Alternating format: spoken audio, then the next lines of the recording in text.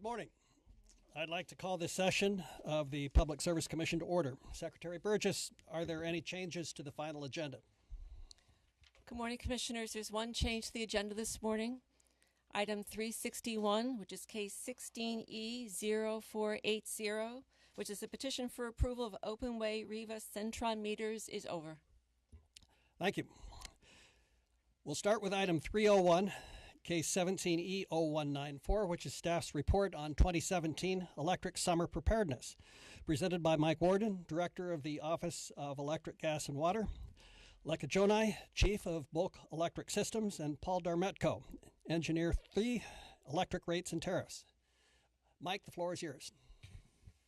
Good morning, Chair Sarah and Commissioner Berman. Every year for as long as I can remember, around this time, we have done a presentation to the Commission on the summer preparation of the electric utilities to be able to provide load during the summer peak load period. The good news for this summer is that we are in relatively good shape. The system looks to be in order. We have plenty of reserves, and the prices are going to be moderate. It's a seemingly benign presentation about the utility and NISO preparations because everything's fine right now, but I can assure you that it's anything but. The NISO and the utilities and staff, bless you, start work on preparations for the summer as soon as the previous summer is over. So in this case, in September of last year, they started looking towards this summer and trying to see if there were particular upgrades that needed to be made or if there needed to be alternative solutions presented. Now, often what we find is that for this is a relatively short-term period, they're not able to look at things like non-wires alternatives because they don't have a lot of time to go out there and do things. But it also identifies hot spots or growth areas where they might start their process for a non-wires alternative. So a lot of that work starts in the September-October timeframe going forward. So while we have Leka and Paul going to report on this today, it's actually not only for the companies but for staff. It involves a lot of other staff that monitor the utility preparations, look at the utility design parameters, and try to assess whether they're doing what we need, and that's to make sure they provide safe and reliable service. And as I think both of you are well aware, we've introduced a lot of new things to the systems. There's a lot more distributed generation, which creates issues that we need to make sure the utilities are able to continue to provide safe and reliable service. So again, it's really part of our, what I consider our bread and butter. If the utilities, the NISO staff does a good job, you're likely not going to hear much about it besides today's report. And hopefully that's what will happen for this summer. But as we all know, we have to be prepared for the alternative. So I just want to highlight a couple of points for emphasis, and then Leka and Paul will go into more detail on them. First off, prices continue to be down overall, mostly driven by natural gas prices, but there are other factors that get into that, and Paul will touch on that. There's a slight uptick from 2016, but that's really largely driven by the fact that last summer was very mild. This summer is predicted and forecast, as you would expect, based on average temperatures of what is expected over time. Peak loads also continue to decline. Leka will get into a lot of detail on that. And while we can't line up the reason for the decline on a one-on-one and say, this much is caused by that and this much is caused by, something else, we can point to several things that have contributed to it. More energy efficiency, more conservation, more distributed generation, and the positive REB policies that the Commission has enacted over the last 3 years. So, a lot of times we think the industry is slow to change, but if you look at it over a period of time, you'll see that there have been quite a few significant changes that have taken place over the years. So finally, I'm reminded on what seems like a daily basis that what is fine today can be a problem tomorrow. That's why the utilities have emergency plans. The plans that you approved back in March are largely driven by wind storm events, but they also have communication components to them. And those communication components are critical for the kind of events that can be affected by load issues. And so they still come into play, and it's important that the utilities practice those emergency response capabilities and are prepared to implement them if they need them. And so, in conclusion, for these just opening remarks, again, hopefully you won't be hearing much from us this summer, and that'll mean that things are fine in Ducky. But if there is, I think we're prepared to deal with those issues as they come along. So with that, I'm going to turn it over to Leka. Good morning, Chairman Sayre and Commissioner Berman. As Mike mentioned, I'm here to brief you on the staff's review and assessment of the state's transmission and distribution system preparedness for the upcoming 2017 summer season. And before I get into all the details of the presentation, there's quite a few statistics in there. But at the outset, I'd like to say that based upon staff's review and assessment of utility data, meetings with the individual utilities, and the New York ISO, the state's electric system, both the transmission and distribution system, are prepared to reliably meet New York consumers' expected summer electric demands. Next slide. Thank you. Slide 3 here. This chart shows the historical actuals and forecast statewide peak demands as projected by the New York ISO. And what's interesting to note is how the forecast peak demands have changed over time. And the green line represents the statewide peak demand forecast made in early 2015. That's the upper line there on the right-hand side. The purple line represents the statewide peak demand forecast made in early 2016, just a year ago. And finally, the blue line represents the statewide peak demands made in early 2017. As you can see, the current forecast, or blue line, is significantly lower than the 2015 forecast, or the green line, and also below last year's forecast, in this case the purple line. The New York ISO attributes the reduced peak demands primarily to the positive effects of the state's energy programs and, of course, underlying forecast econometric growth rates. Just to put some numbers to this here, if we compare the forecast made in 2015, again the green line, for year 2023 with the current forecast, or the blue line, for the same year, the forecast is about 2,000, the peak forecast is about 2,000 megawatts less, a rather significant drop, or equivalent of several large power plants. To give a feel for what that means in terms of, for example, residential customers served, the energy associated with 2,000 megawatts is enough to supply approximately 1.6 million average-sized residential homes. So it's not insignificant what we're seeing here. Next slide, please. Okay. I do. Slide 4.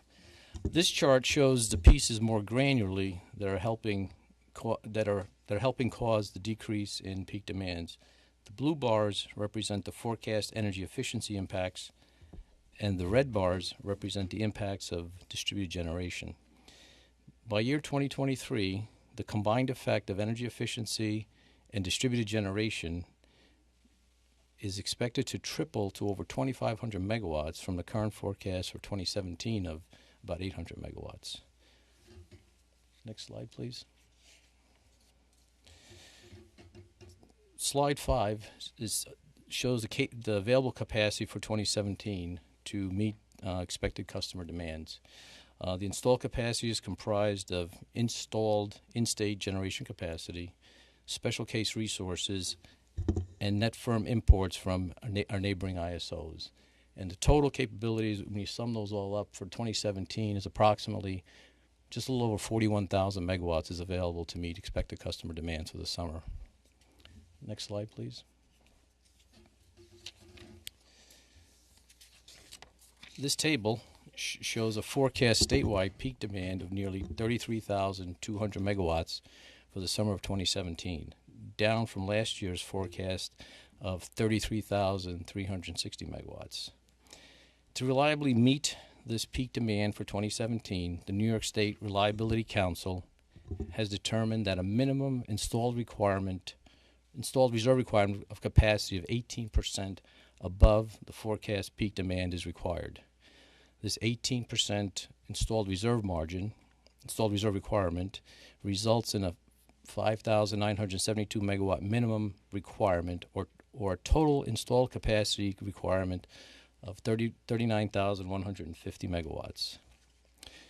As we saw on the previous slide, the total available capacity for 2017 is 41,013 megawatts, or 1,863 megawatts above the minimum required. So this means that the actual installed reserves are about 25% above forecast peak, providing some cushion above minimum. Next slide, please.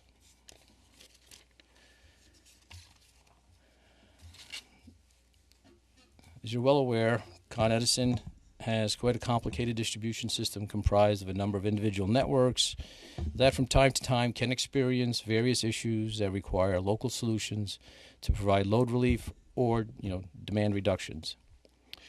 To provide that, Con Edison has several demand response programs that it has paid customers to be available to provide demand reductions if needed. These programs are the Distribution Load Relief Program, the Commercial System Relief Program, and the Direct Load Control Program. This table indicates that there are several hundred megawatts available to Con Edison should it need it for this summer capability period. The other utilities also have similar load relief measures they can turn to should they be needed, with National Grid having the next highest level available to them. Next slide, please.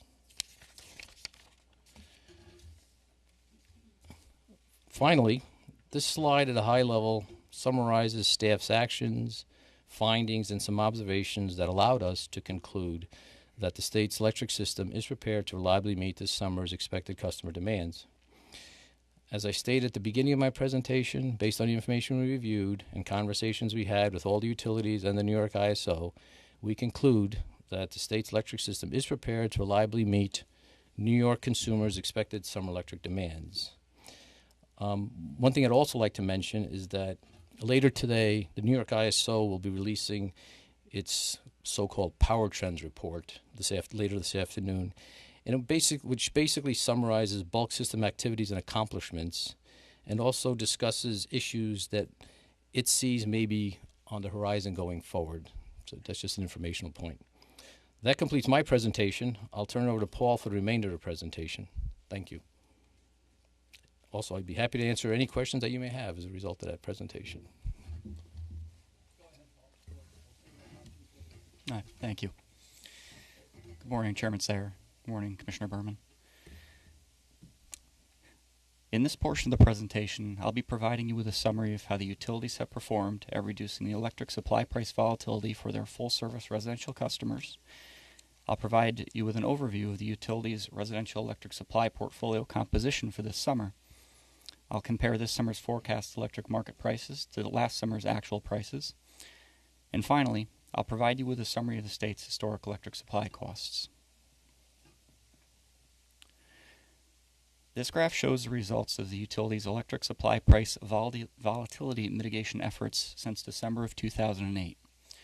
It compares the average New York ISO market price volatility, the red line, with the volatility of the utility's residential electric supply portfolios, the blue line.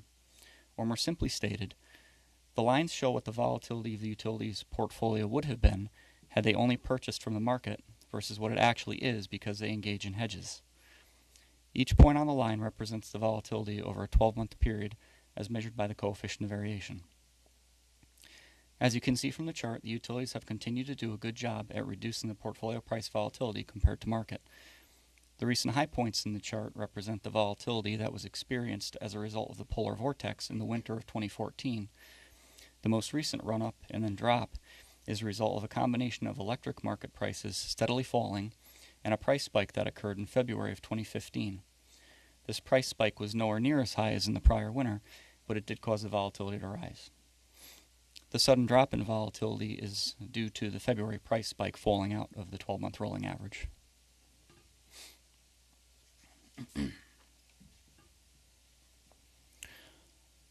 This chart shows the elements of the composite residential electric supply portfolio for this summer. As shown, about 64% of the portfolio consists of fixed price contracts. Of those fixed price contracts, the majority of those are financial in nature. The fixed portion of the portfolio also includes newer physical contracts, older legacy contracts, and a small amount of the utility's own generation with fixed fuel costs, as well as NIPA contracts. The balance of the portfolio is predominantly made up of market purchases, followed by relatively small amounts of utilities' own generation with variable fuel costs, and index contracts that are primarily indexed to natural gas.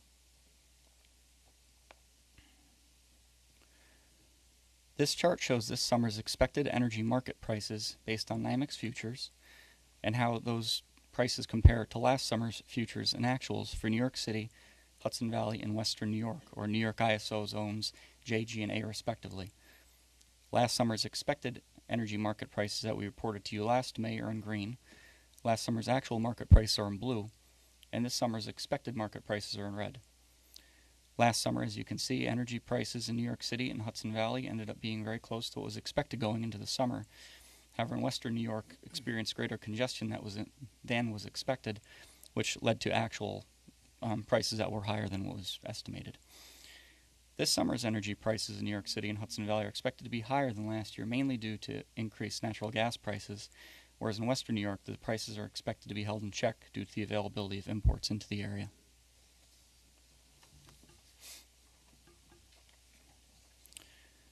This slide shows what last summer's New York ISO strip auction capacity prices were and what this summer's strip auction capacity prices are. The biggest change here really is in the G through J locality, or the new capacity zone, where this summer there's a higher reference price and higher locational capacity requirements.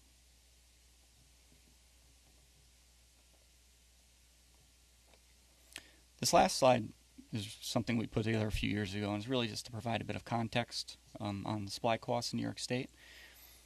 The energy and ancillary service costs, as well as the capacity cost information that's contained in this chart, was computed by staff and shows what the statewide supply costs would have been had all energy, ancillary services, and capacity were priced at market. In recent years, we've also added a gas price information from the Energy Information Administration to show the relationship between electric energy costs and natural gas prices. As you can see, there's a pretty high correlation between gas prices and energy costs, and that's because in most hours throughout the year, the gas plants are setting the price of energy. The jump in energy and ancillary service costs from 2013 to 2014 is mainly due to the polar vortex and high gas prices during that winter. And then the subsequent drop in 2015 and 16 in energy and ancillary service costs are primarily due to low gas prices. The biggest takeaway, I think, though, from this slide is that supply costs in the state are really at historic lows, which is good news for consumers. So to conclude, overall at this point going into the summer, it's expected that supply costs will be slightly higher in most parts of the state, but even if the market does experience unexpected price swings, the full-service mass market customers will not experience the full magnitude of those price swings because of the utilities hedging. And that concludes my portion of the presentation. I'd be happy to answer any questions. Thank you, Mike, Lucca, and Paul. I do not have any questions on my own behalf. Commissioner Berman, do you have any questions or comments?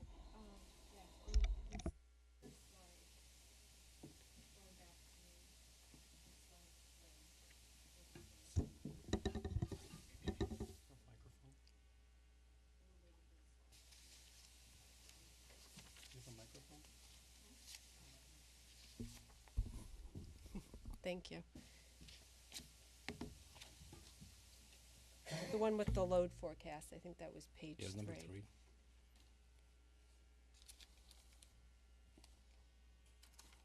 3.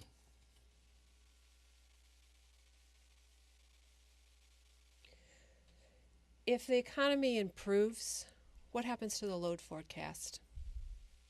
Well, the general tendency would be for probably the peak loads to increase if the economy really heats up. And are we accounting for that? How do we do that with our load forecast projecting out, assuming that the economy would increase? What are projections? When the New York ISO does these projections, they look at all these econometric factors also that are all blended into providing this forecast. So to the extent that the future is what it appears to be, this would be the forecast. If businesses and whatever took off more, it would presumably increase the peak loads. Okay.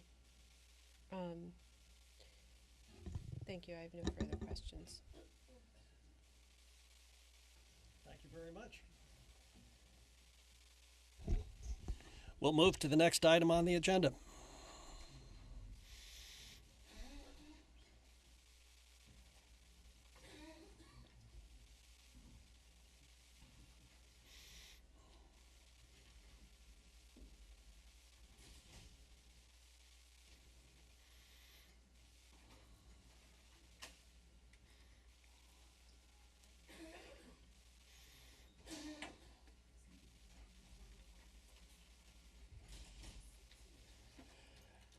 We're now taking up item 401, case 16W0259, which is the proceeding as to the rates, charges, rules, and regulations for New York American Water Company, presented by Administrative Law Judges Ashley Moreno and James Costello. Tim Canty, Chief of Water Policy, Office of Accounting, Audits, and Finance, and Doris Stout, Director of the Office of Accounting, Audits, and Finance, Mike Reeder, Chief of Gas and Water Rates, and Luann Scherer, Director of the Office of Consumer Services, are available for questions. Judges, please begin. Good morning, Chair Sayre and Commissioner Berman. The proposed order before you today would adopt the terms of a joint proposal with modifications that would approve a 4-year rate plan for New York American Water. In our view, the rate plan satisfies the Commission's settlement guidelines, and it would produce rates that are both just and reasonable. The joint proposal was signed by staff and New York American Water, who are ordinarily adversarial parties. There were 3 other parties who actively participated in the case: the Long Island Clean Air, Water, and Soil, also known as CAWS, North Merrick Community Association, and the Public Utility Law Project of New York. CAWS and North Merrick opposed the joint proposal, and PULP neither supported nor opposed the settlement as a whole, but rather submitted a letter commenting on certain aspects of the settlement. If we could move to the first slide. So the record before you for this proceeding is complete, and it provides an adequate basis for your decision today. As you can see on our slide, before parties entered into settlement discussions, both initial and rebuttal testimony were filed. New York American Water provided sufficient notice of the commencement of settlement negotiations to all interested parties. Following the filing of a joint proposal, parties were given the opportunity to file both statements in support or opposition and replies thereto. An evidentiary hearing was held to evaluate the joint proposal, and parties were given an opportunity as well to file post-hearing briefs and replies.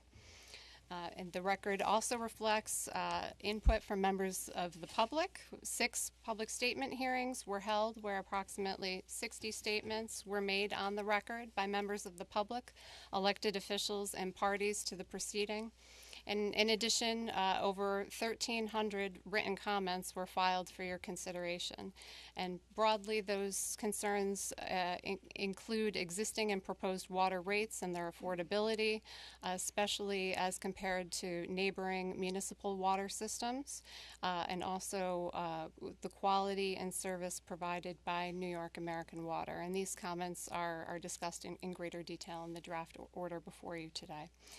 So before we do discuss the provisions of the rate plans, we'd like to give you a little bit of a background on New York American Water's system that will provide some context. So if we could just move to the next slide.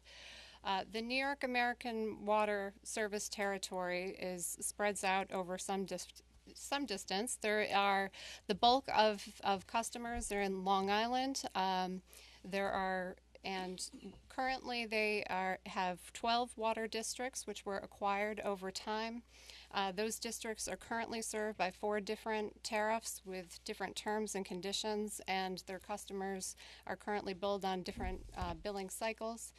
And so one of the things that the draft order does is to move all of the customers to one tariff with a uniform set of terms and conditions. And it would also create two separate service areas for purposes of rate setting, and would set uniform rates for customers within those two service areas. So in looking at this map, Service Area 1 is comprised of the Lynbrook District, which is the largest district. It has approximately 73,000 customers, and we'll move to the next slide in just a moment that shows the other upstate districts, which are quite small and are joined with the Lynbrook District to comprise Service Area 1 or SA1, and Service Area 2 or SA2 is comprised of the Merrick District, which is on the South Shore, and the Seacliff District, which is on the North Shore of Long Island. So you could move to the next slide.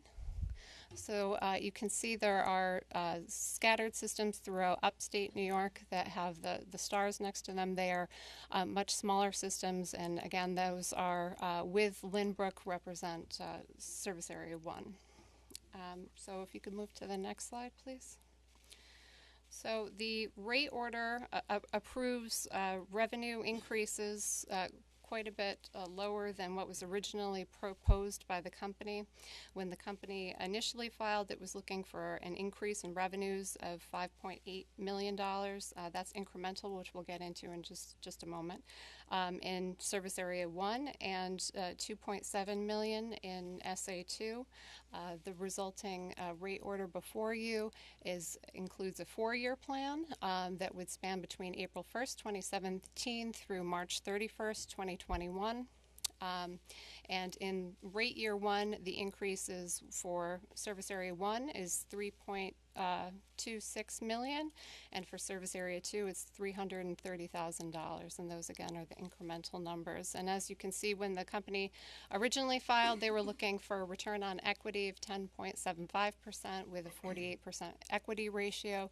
The rate order before you today would, if approved, would set a 9.1% return on equity and a 46% equity ratio.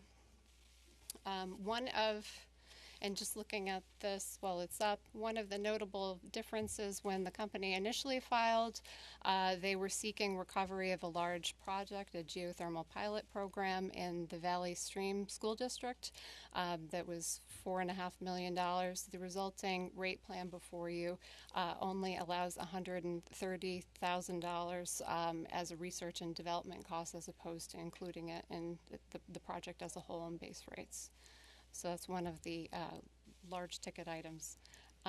Moving on to the next slide, this just provides a bit of an overview about what the 4-year plan represents with the increases in each of the rate years. I won't go through each of the numbers with you, but I will highlight that one of the components of the rate plan before you today would be to levelize the increases over the 4-year plan, which will mitigate to some extent the impact of the increases for customers. Okay. If you could please move to the next slide. The slide before you represents shows the major shows the incremental increases over the shows the major rate drivers of the increases, and it also shows the offsets. So we'll just walk through that quickly.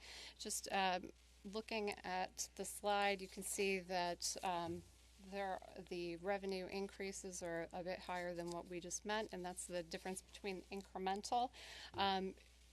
With certain revenue increases that are depicted on this slide would have been approved through previous existing rate cases, so those are not comprised in what we're referring to as the incremental increases. So just moving through this slide, you can see that the increases are being driven by both established and necessary expenditures that are typical utility costs. Major drivers include capital expenses and property taxes, and to some extent in Service Area 1 also declining sales. As you can see with the the amounts related to capital expenditures associated with the increase in rates. There will be quite a bit of improvement in safety and reliability to the system through this investment in utility plant. Such projects will include water production, treatment, and delivery systems, among other projects. And it's also relevant to mention that the rate plan would require New York American Water to make set levels of investment in utility plant throughout the plan. And there's also a mechanism in place to ensure that if the company fails to make the requisite level of investment, that the funds would be deferred so ratepayers would be protected. And if there's no deferral, then and likewise, if the company overspends on capital improvements, customers would not be responsible for paying for those investments over the course of the rate plan. And again, one of the items that are required in the rate plan before you would be an annual investment level in pipe and main replacements and associated infrastructure, which should also have a benefit to customers in quality and service as well. I'll now turn it over to Judge Costello to continue to walk through the slide. As you can see from the slide, colored it's light blue, property taxes are another major factor that's increasing, driving rates up in this case. The rate plan would include property tax forecasts for each rate year, which then the forecasts are based on actual past tax liability. Property taxes are increasing as a large function of increases to utility plant.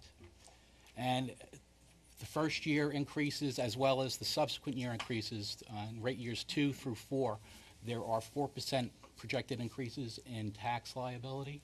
And those closely track the increases for utility plant in the company.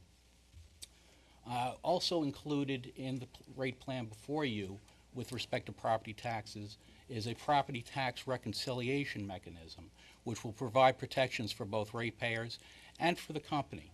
What happens is if the actual property taxes are in excess of what is projected in the rate plan, the company the customers would be responsible in the first 2 years of the rate plan. They'd be responsible for 85% of the increase, and the company would be responsible for 15% of that. With respect to rate years 2 through 4, that would change to 90% for the customers and 10% for the company. This is a big difference from what the company originally proposed, which was 100% for the customers to pay for any excess property taxes. So this is a benefit to customers in that respect.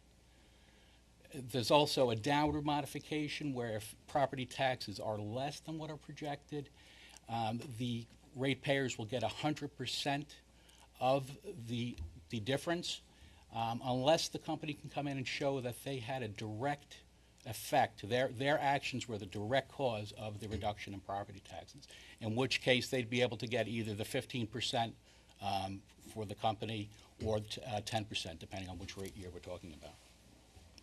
One of the major contested issues with respect to property taxes was brought up by Cause, and they claimed that it was unconstitutional to allow property tax liability to be passed along to ratepayers in the same taxing district where there are other customers of municipal water companies who, because municipal water companies generally don't have to pay property taxes, they don't pass those costs on to their customers. So there's a difference in the price for the service, and Cause maintained that it was unconstitutional to pass on property taxes to customers of the private water company, New York American Water Company. The fact is these two systems are allowed by law. The Commission does not have any jurisdiction over municipal water systems.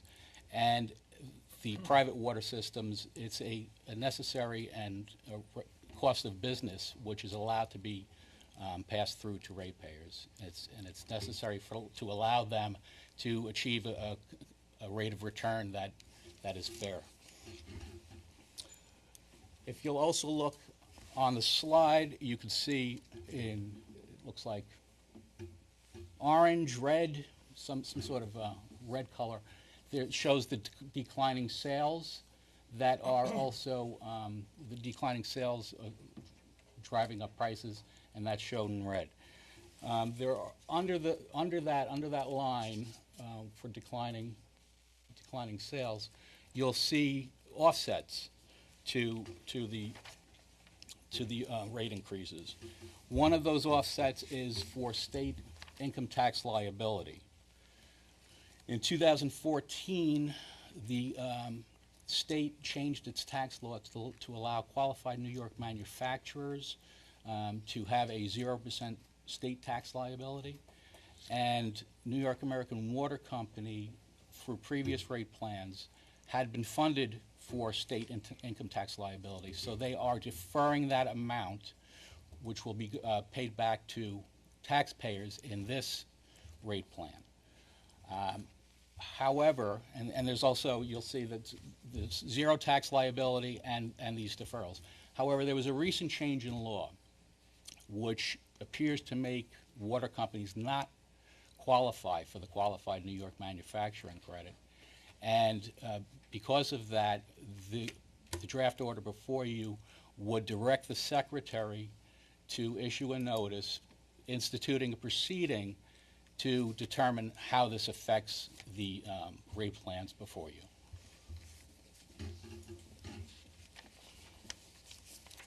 You'll also see as an offset to the revenue increases, there's the operations and maintenance expenses for SA1. They're being reduced by 1.69 million, and in SA2, they are being reduced by $1.03 million.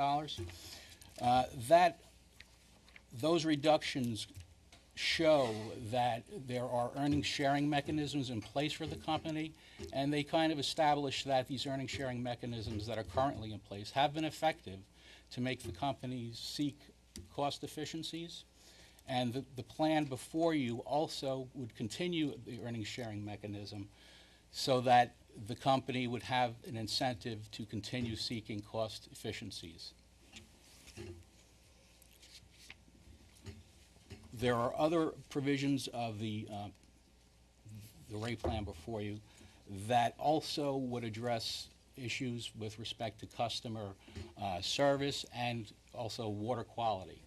One of those provisions is called the System Improvement Charge provision, under which there are nine projects that have been approved. 5 of those projects deal with removal of iron from water. There's naturally occurring iron in the ground water in Long Island, and several of these projects would address those issues. One of the projects also would address an issue as to water pressure. The system improvement charges protect ratepayers because it puts a cap on the amount that these projects the company can recover for these projects, and the companies also cannot recover anything until the projects are placed into service, and then they would get their carrying costs. The rate plan also contains a customer service performance incentive, which would subject the company to negative revenue adjustments if there's a certain amount of escalated complaints, an average escalated complaints per year that are returned against the company. There's just a few more provisions of the rate plan that we'll discuss briefly. One of them, which again touches on water quality, that will be an improvement for some customers, is the inclusion of the rate plan of a lead pipe replacement program, which is I don't believe has been seen before in a water rate proceeding. And pursuant to this plan, this is actually sort of in some respects outside of the rate plan, in that it is funded by shareholders as opposed to ratepayers. Through this program, the shareholders would fund the program in the first year up to $75,000, and it would remove a customer's lead service line in instances where the customer's lead service line is connected to mains and services being replaced by the company in its regular course of business. So this is a benefit to those affected customers in that ordinarily, should a customer choose to replace their line, it would be at their own cost. This program would also include a provision that would commence a collaborative, which is also notable. The collaborative would explore with stakeholders the replacement of customer-owned lead services and the possibility of the creation of an on-bill finance program.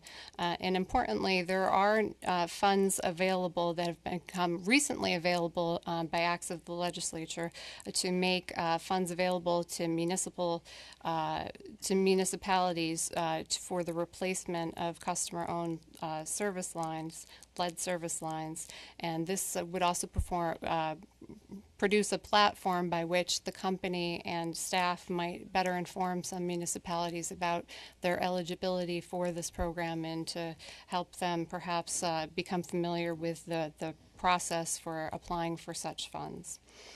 There's two additional components of the rate plan that I'll mention. The draft order before you would not adopt a low-income program.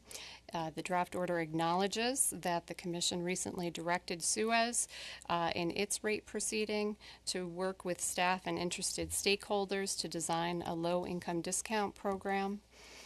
And the program has not yet been presented to the Commission or considered by the Commission. So in this instance, the draft order before you would defer the budget for the low-income program to offset costs that are associated with the qualified New York manufacturer's credit that we discussed earlier. Because it may no longer be available to customers, the funds would be deferred for that use. And finally, the last item, provision of the rate order before you that I'll discuss, just acknowledges that there is one district within New York American Water's territory that has particularly high property taxes, and that's the Seacliff district within Service Area 2. Instead of sharing a portion of the Seacliff's property taxes with customers in the Merrick District, as what was proposed in the joint proposal, the rate order would keep the Seacliff property taxes in Seacliff by surcharging the customers any property tax incremental to the per person Merrick property tax burden. So with that, I will turn it back to Judge Costello to conclude our presentation. This is a true conclusion. As discussed in detail in the draft order and as we previously discussed today, advisory staff believes that the terms of the draft order before you are in the public interest and that the resulting rates are just and reasonable. As a result, advisory staff recommends that you adopt the draft order for you, and this concludes our presentation. We are available for any questions you may have. Thank you. Thank you very much, judges, for a full and helpful explanation of the order that we're considering. In my judgment, this is a good plan in front of us, which I think fairly balances the public interest, and I support it. I think the order speaks for itself, but I would like to make a brief remark on one item, the recovery of property taxes. Property taxes are a legitimate and necessary expense of a utility, and they are routinely recovered from ratepayers as part of the utility's cost of service. I see no basis in this case to disallow recovery of any of the property taxes, so the issue we wrestled with is how to allocate the property tax expense to the customers as a matter of rate design. Everybody knows property taxes are high on Long Island, but in some situations like the one we have here, the property taxes are beyond the ordinary even for Long Island.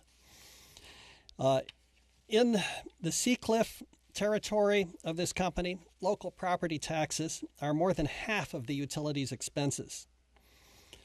Because this rate-making district of the company consists of just Seacliff and Merrick, we faced a decision whether to take some of the Seacliff tax burden and spread it over Merrick customers.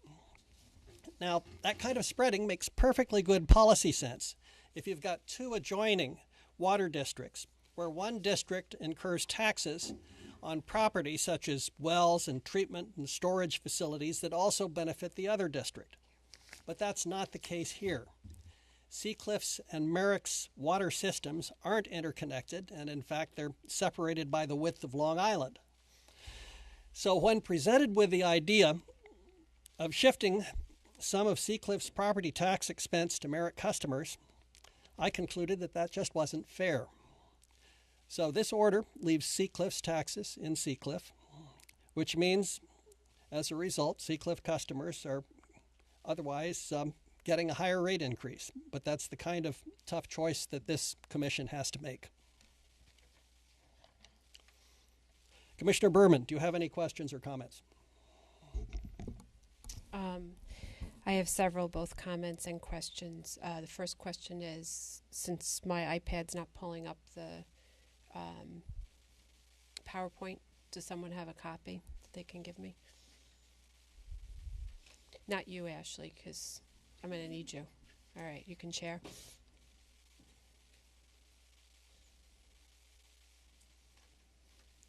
Thank you.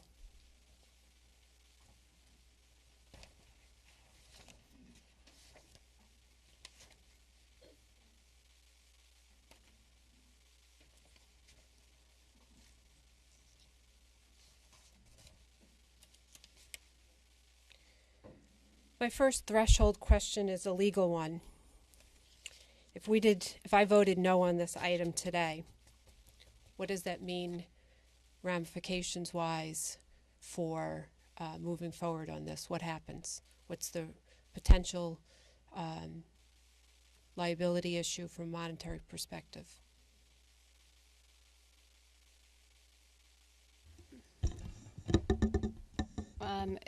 If currently the rates are suspended through June 23rd in this case, if this order was not approved today, well, let me back up.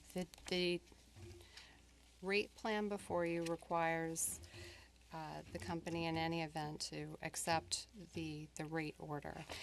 If either it was not approved today or the company did not accept the rate order, the commission would have until June 23rd to act and make a determination with regards to rates. Okay, but if you don't act today and you instead act in June, you will have to compress the rates by 1 month, so the rate increase will actually be higher. If you don't act at all before the suspension date, the rates that the company filed for will go into effect. Those are the higher rates that were on the original slides. So what are we talking percentage-wise increase if we didn't act today? If I said, no, go back, sharpen your pencils, and give us something else. And this is an awfully big rate increase. Okay, so huge rate increase. If you're talking about just the compression would increase the rates by about 1% more than the other. What is the rate increase now? It's 4 something? We've got it on the slide. 4 point for rate year one. So I believe the increase is about 5%, and instead it would be 6% if you just waited 1 month. Right. If you didn't approve anything at all and just let the rates that they filed for go into effect, what would it be? The rates that they filed was at $8.5 million increase. So Instead of yes, so it's $8.5 million instead of $6 million. 4-ish. I'm sorry, instead of $4 million. So it would be double. Almost double, right. So hopefully that's not an option. Well, I mean, that is what is at the core of the concern, is looking at what actions do we have to take, and if we don't take actions, what's the ramification? I really look and see that I have to be guided in my role as a commissioner on our 110-year rich history, and look at the commission, and we regulate electric, gas, steam, telecom, cable, and water utilities in New York State. And we do have a broad mandate to ensure that consumers receive safe and reliable utility service at reasonable rates and with the least adverse effect upon the environment. And we sit at the crossroads of the public need for virtually essential core services and the private needs of the shareholder to ensure continued investment in those services. My option today, initially, would be to reject this, to say it's a big, awfully big rate case increase. It's only a joint proposal between staff and the company. There's opposition, significant opposition submitted on record. The consumer advocacy is limited in that we have Pope, who chooses neither to support or oppose. Yes, pulls out several aspects that that they like. However, as a whole, they don't say that this is good for consumers. That concerns me. So when I look at this, I realize that I have to make an action today because failure to do so will produce more harm for the consumer, as well as the fact that because at this point my vote actually matters, I realize that there are several items and areas that was able to be done for this rate case to ensure that the pressures are reduced. I really want folks to understand that when we look at these rate cases, we are drilling down. We need and we must sharpen our pencils and look at it, especially when we have a joint proposal that's only with staff and the company. From my perspective, I'm a former Long Islander. I consider myself a Long Islander because I was born and bred there. Grew up in Baldwin, Freeport, Massapequa Park. Spent many times in all of the different communities that are affected by this. Property taxes is a huge issue, are a huge issue. There were many, many news articles talking about the concern on the property taxes as it concerns Seacliff and the closing of Glenwood Landing and the ripple effects of that. The company legally is required to pay property taxes to school districts, villages, and towns on the buildings and plants used to provide water service. And the property tax forecast included in the rate plan are based on historic tax rates and bills as applied to forecasted increases to utility plant. They're unavoidable ratepayer expenses that must be funded in rates, and there is a large bulk of this rate increase that is through no fault of the company, but are due, in fact, to the property taxes.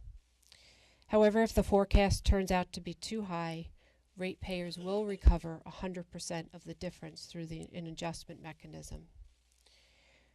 I do recognize that the allocation method we are adopting as between Seacliff and Merrick ratepayers recognizes that each community has different tax burdens and water rates should not be used to subsidize one community of ratepayers at the expense of another.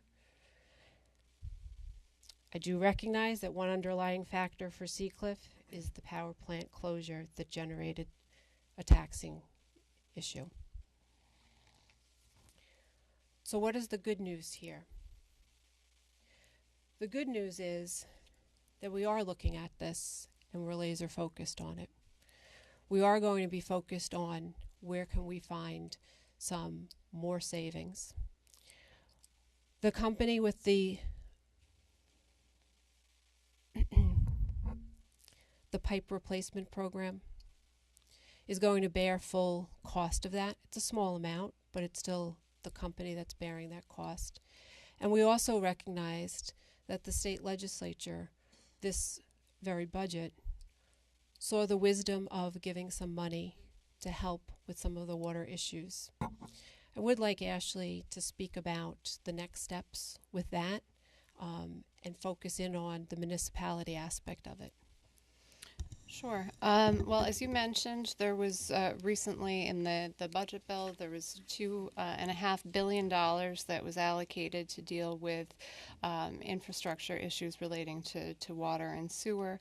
Of those amounts, $20 million was set aside to be allocated to the Department of Health for replacement of lead drinking water service lines. And so the department, there was a change made to the public health law whereby the Department of Health is responsible for allocating those funds to municipalities. My understanding is at this time the Department of Health is charged with putting out regulations and instructions to better describe what the process will be.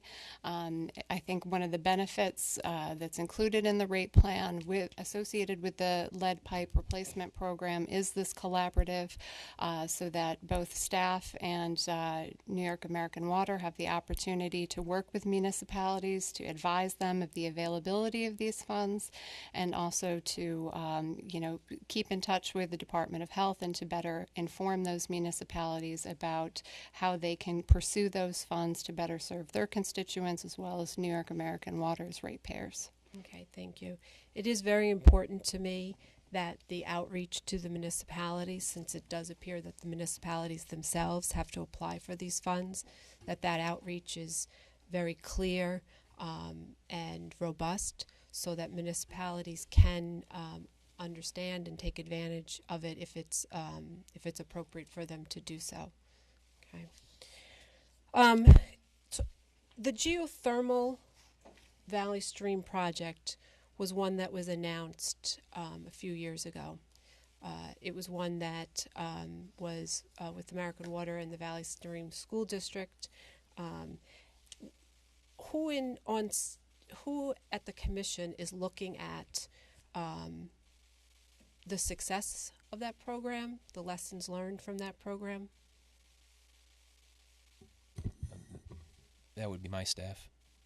And have we had any analysis on that? At this point, no. We have we understand that the Department of Health is testing the water that is currently going through the system. We don't have the results of that at this point, but we will be looking into that. Okay. Initially, the petition sought full recovery. I think it was about $4.5 million. Is that correct? And there was a determination that the shareholders would have to would not be able to recover that except for about $130,000 because it was for R&D. And the focus of it to me was, I really think it's very important that people understand when we were looking at projects and we were announcing them, and the communities that are supportive of these and are happy that they're coming there, that it is understood at the get-go if there will be a request for recovery and what that means. The press on that had focused on the fact that the community itself was not going to have to pay for the infrastructure for this project. So for me, when I saw the petition seeking full recovery, it gave me pause. And I want it to be clear that it is not a punishment on us in rejecting that and only limiting the recovery to $130,000, but it is a clear recognition that moving forward, folks need to get commission as a whole support and understanding on what that is, or work with the municipality or whoever else who will understand that they will also at some point have to potentially be looking at ratepayer or taxpayer recovery for that on the initial. Here I am looking forward to the results of that. That was a pilot program that was adopted specifically to see what some of the benefits could be, whether it could be utilized in other school districts. I am cognizant of the fact that we have two proceedings, one at NYSERDA and one here at the commission looking at geothermal. And I do understand the need to see how it fits in the entire fuel mix. However, a positive for me is that the ratepayers will not bear the cost of a project that they initially thought was not going to be borne by them. So that's what, for me, the takeaway is, and I really felt need to point that out because it's important that people understand that and focus on that when they are seeking rate recovery.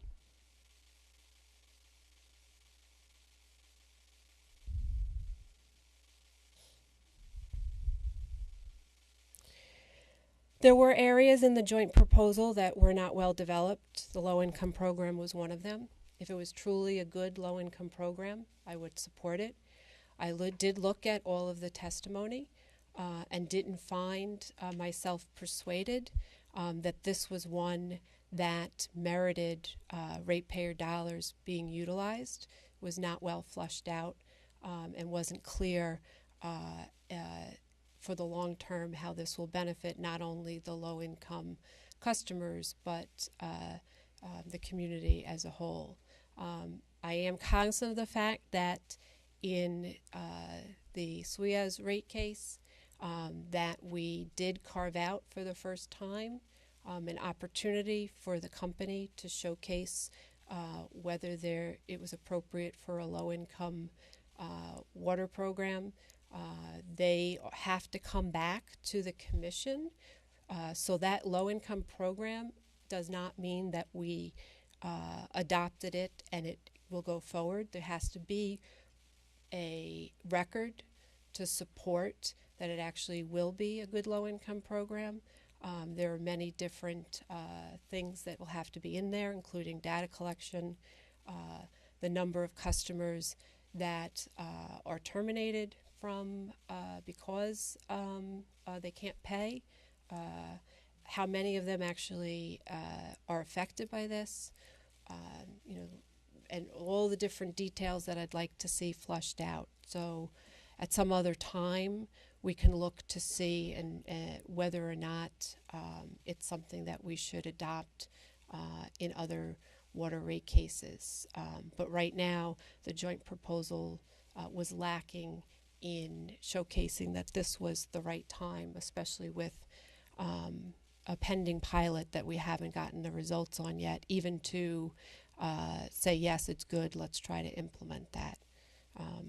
So overall, I fall on the side of cognizant of the fact that failure to act today will mean that there would be harm to the customers because of increased compressed rates that I'd have to address. And overall, knowing that there are some things in here that was able to pull back on because it is not the appropriate time to pancake the rates with other things, however well-meaning they should be, if it means further rate pressure on the communities affected. I don't believe that folks will see this as a good thing. However, to the extent that we are fulfilling our duty as regulators in trying to balance the need for the essential services to continue with what the shareholders need, the company needs to make sure that they are doing what they need to do. It's imperative. So I will be voting for this rate case today, and I do appreciate all the hard work on this, and I do hope that we see in the future rate cases that where it is more than just staff and the company in joint proposals if they come before us, or we may have to fully litigate the cases and go specifically with each. Does seem to be a nod to me that some parties may wish us to look at each separate issue. Pulp comes to mind because, again, they submitted neither support nor opposition, but carved out where they had support and what they liked and what they didn't like. So it does seem to me that they are giving a nod that maybe it should be an issue by issue matter put before the commission. Okay, thank you. Thank you, Commissioner Berman. I will call for the vote on the proposed order, which, as described by the judges, is subject to unconditional acceptance by the company. Chair votes aye. Commissioner Berman? Aye. The recommendation is unanimously approved. We will now move to the consent agenda. I have no comments on the consent agenda. Commissioner Berman, do you wish to recuse from voting or comment on any of the items in the consent agenda? I do wish to comment on two of the items. I just need a minute to gather my consent agenda items.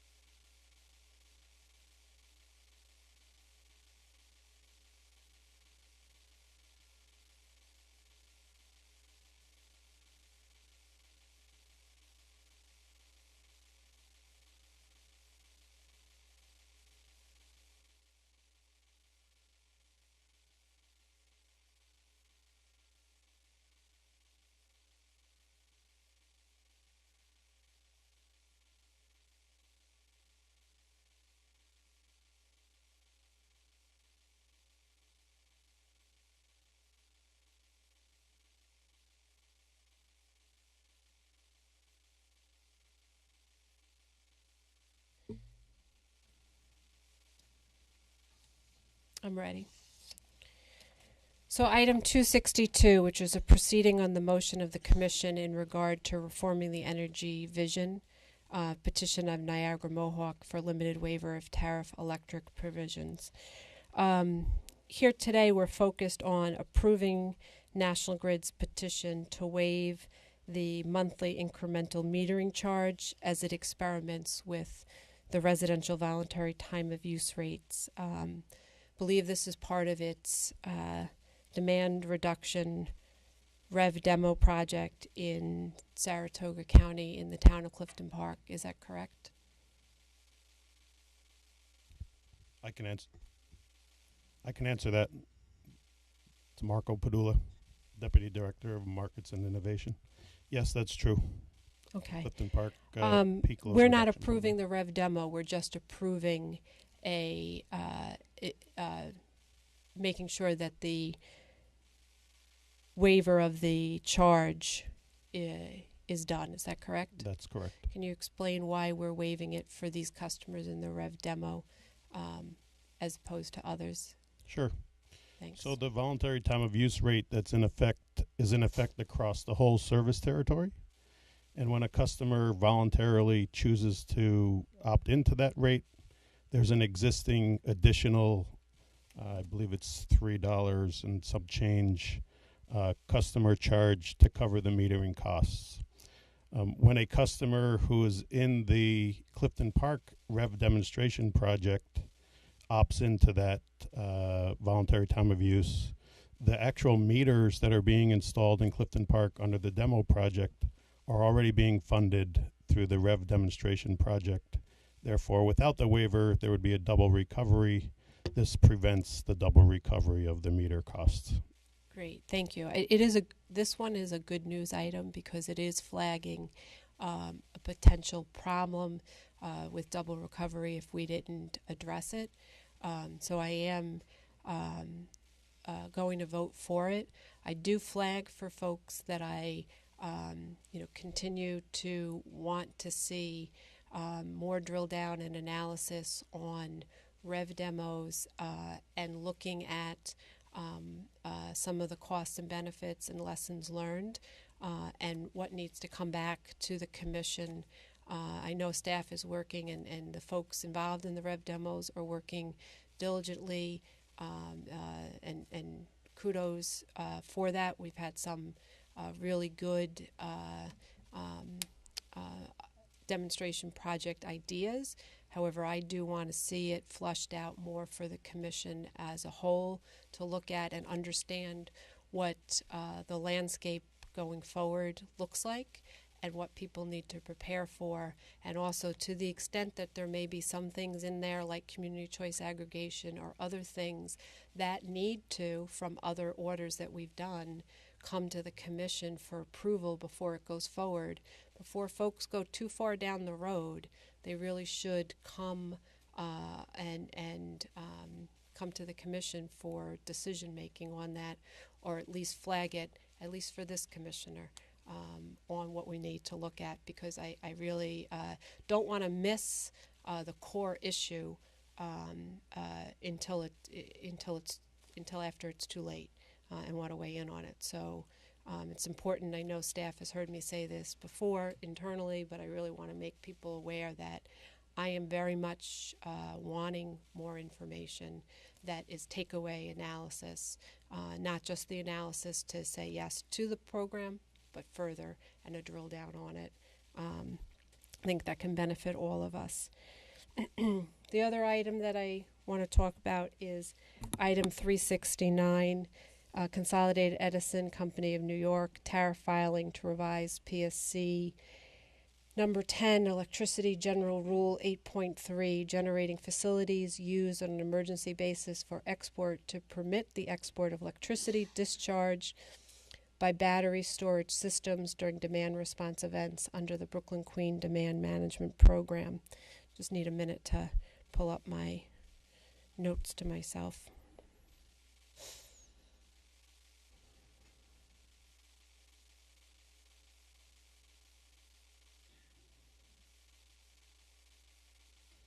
Marco, this again is yours. I can't say enough good things about how hard Marco works. Really, he's incredible. So you are. Don't Thank shy you. away from it. Own it. So this is my understanding, and if you could just clarify if I'm wrong, because I want to make sure, because I did struggle over this item. Con Edison filed a petition. It had a very narrow focus to address battery storage projects that bid into and won awards under its BQDM demand response procurement auction.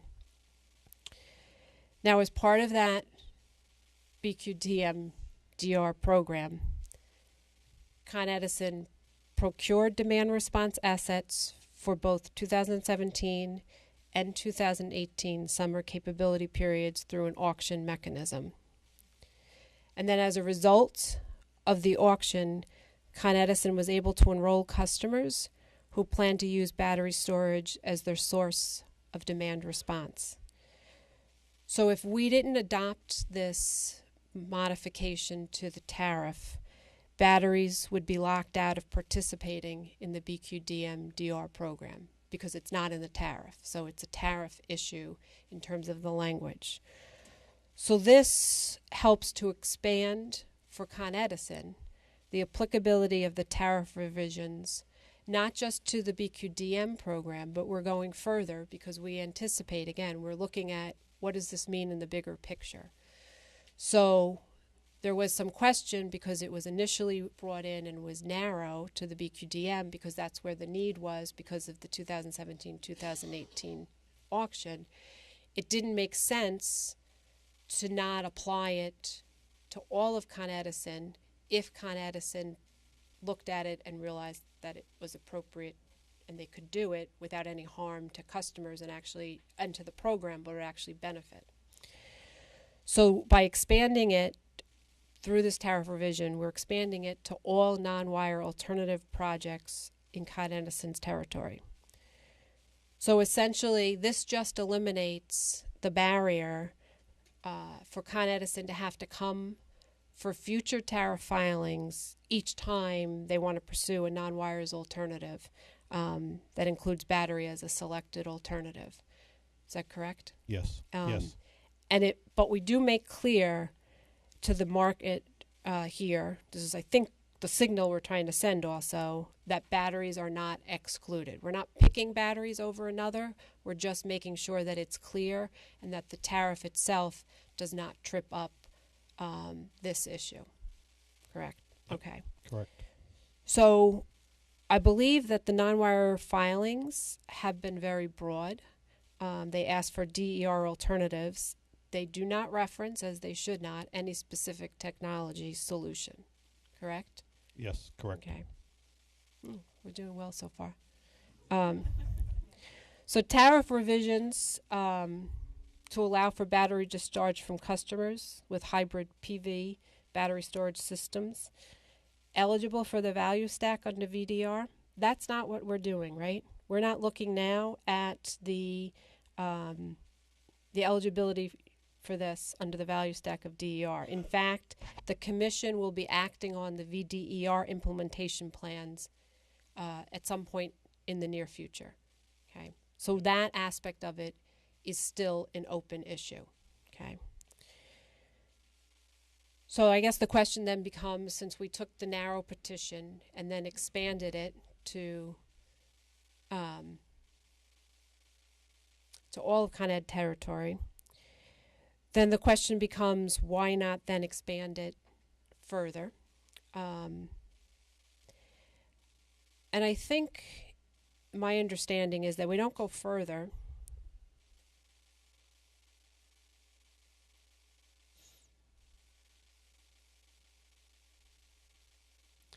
because we do have to look at it more holistically and we need more information.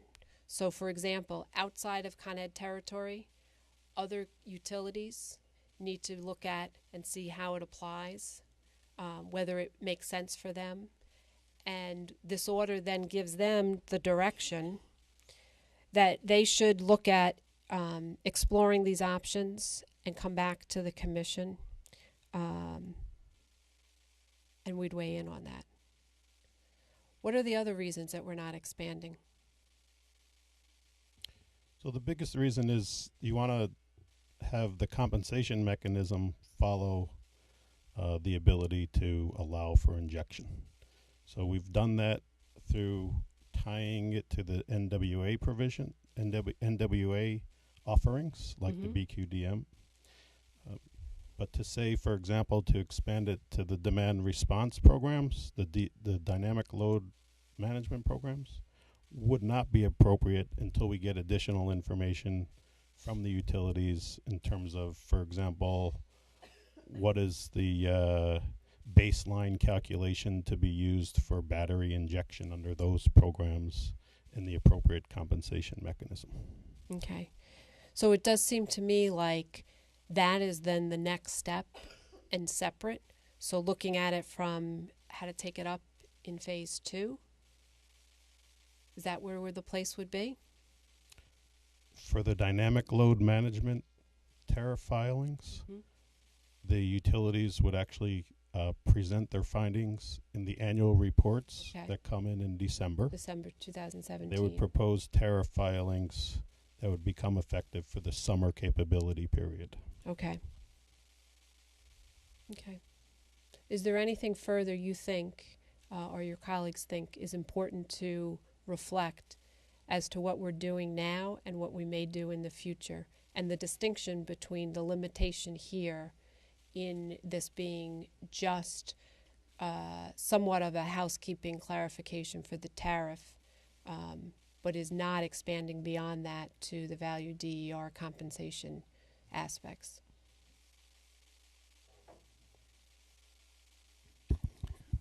If I may, excuse me, I just want to point out that the application of storage, the implications of storage in the context of VDR is one of many issues that's going to be discussed on Tuesday at an organizational conference to kick off phase 2 of VDR.